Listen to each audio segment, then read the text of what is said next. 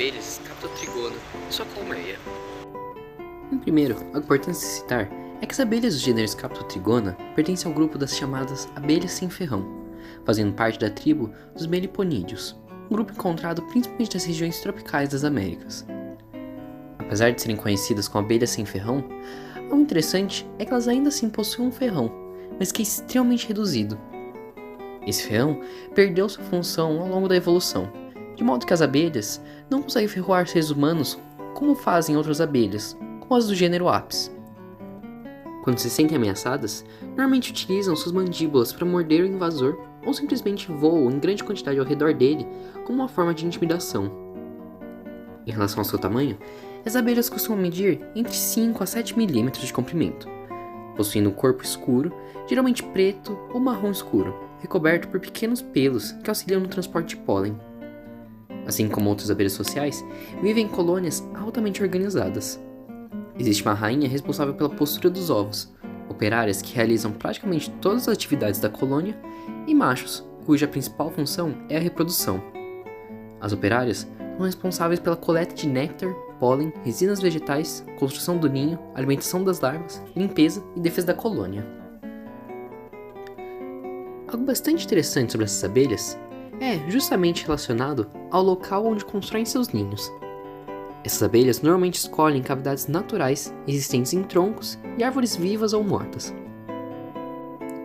Diferentemente das abelhas que produzem favos expostos, as Scaptotrigonas aproveitam um espaço interno do tronco como uma verdadeira câmara protegida para toda a colônia. Esse ambiente oferece proteção contra chuva, vento, mudanças bruscas de temperatura e diversos predadores. Ao chegarem a uma cavidade adequada, as operárias iniciam um longo trabalho de construção, utilizando principalmente cera produzida pelas próprias abelhas, misturada com resinas coletadas da árvore. Essa mistura recebe o nome de cerume. O cerume é um material extremamente resistente e possui importante função estrutural dentro do ninho. Além disso, as resinas vegetais possuem propriedades antimicrobianas que ajudam a reduzir o desenvolvimento de fungos e bactérias no interior da colônia. Esse material em si tem um uso muito interessante na entrada do ninho dessas abelhas. Em muitas espécies, essa entrada forma um pequeno tubo ou funil feito de cerume, que pode apresentar coloração marrom, escura ou levemente amarelada, dependendo das resinas utilizadas. Esse tubo funciona como uma espécie de corredor de acesso à colônia. Além de facilitar a entrada e saída das operárias, ele também reduz o tamanho da abertura da cavidade, tornando mais difícil a invasão por predadores ou outras abelhas. Frequentemente, é possível observar diversas operárias posicionadas exatamente sobre esse tubo, funcionando como guardas da colônia. Essas sentinelas permanecem praticamente imóveis, observando tudo que se aproxima da entrada do ninho. Em outros casos, muitas vezes também pode-se observar a construção do ninho. Por exemplo, nas gravações que eu fiz, as abelhas que se localizavam na entrada estavam construindo ele. No interior do tronco, existe uma organização extremamente complexa. A região central normalmente é ocupada pelos discos de cria, onde a rainha deposita seus ovos. Esses discos são formados por centenas de pequenas células construídas lado a lado, lembrando diversos andares empilhados horizontalmente. Antes que a rainha coloque um ovo em cada célula, a operária deposita uma mistura nutritiva composta principalmente por mel e pólen. Após a postura do ovo, cada célula é completamente fechada pela operária. Todo o desenvolvimento da larva acontece isoladamente dentro dessa pequena câmara até a emergência do adulto. Ao redor da região de cria, encontram-se diversos potes de alimento, construídos também com cerume. Alguns desses potes armazenam mel, enquanto outros armazenam pólen. Diferentemente das abelhas do gênero Apis, que armazenam mel em favos, as Scaptotrigonas utilizam verdadeiros recipientes, individuais e semelhantes a pequenos vasos ovais.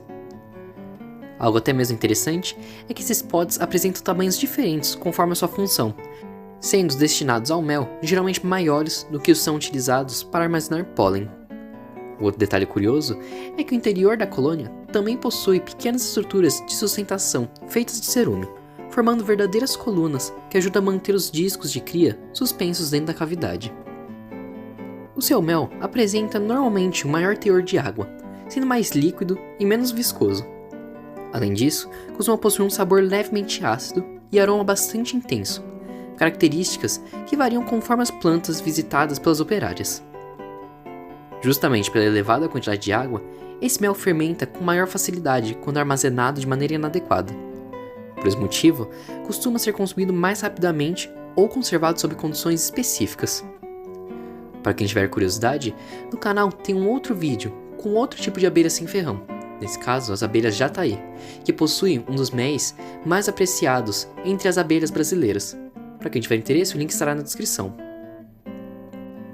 Em certo sentido, as abelhas do gênero Scaptotrigona representam um excelente exemplo da complexidade das sociedades de insetos, reunindo colônias altamente organizadas, construídas no interior de troncos ocos, com estruturas sofisticadas feitas de cerume, como os potes destinados ao armazenamento de mel e pólen e os túneis de entrada, protegidos por operárias sentinelas, além de uma enorme importância ecológica como polinizadoras de grande parte da vegetação nativa das florestas brasileiras.